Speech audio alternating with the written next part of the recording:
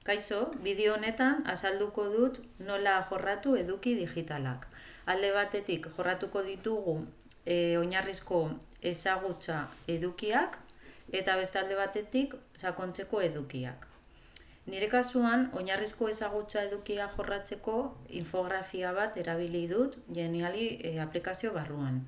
Gaia HTML-a zen, orduan infografia honetan sortu ditut HTML-aren logoa, testu txiki bat HTML den zer den azalduz, hemen botoitxo bat informazio gehiago lortzeko, estekatzen du klasean asko erabiltzen dugun tutorial batetara.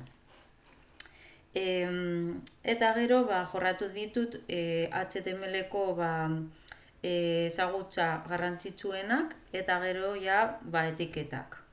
Etiketa ezberdinak.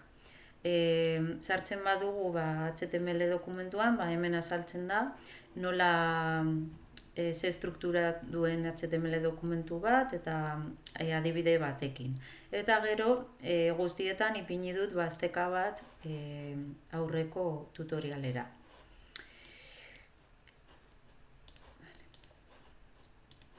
Etiketetan antzekoa da.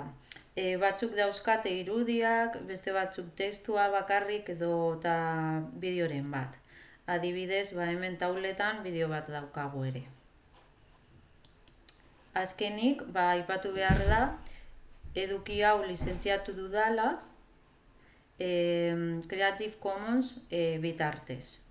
Nire edukiak beste hirugarren pertsona batek aldatu berri erabili aldatu dezake, baina lizentziamendu berdinarekin atera beharko du eta gainera ezin izango du erabili komertzialki. Kasu honetan, hauek dira bia jorratzeko eduki digitala. Bibe edo sakontzeko edukia jorratzeko, aurkezpen bat egin dut.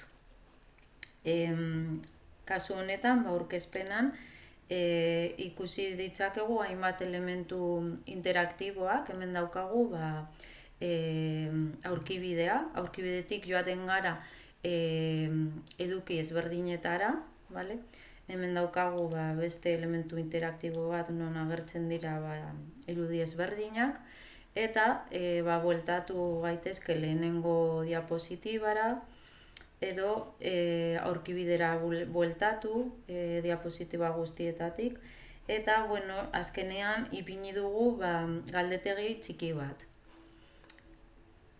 Orduan ikasleak aldute galdetegiari erantzun, eta berak esaten dizu azkenean ondo egin duzun ala ez.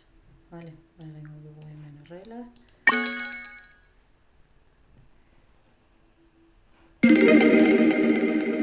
Hau izan da guztia, hurrengora arte.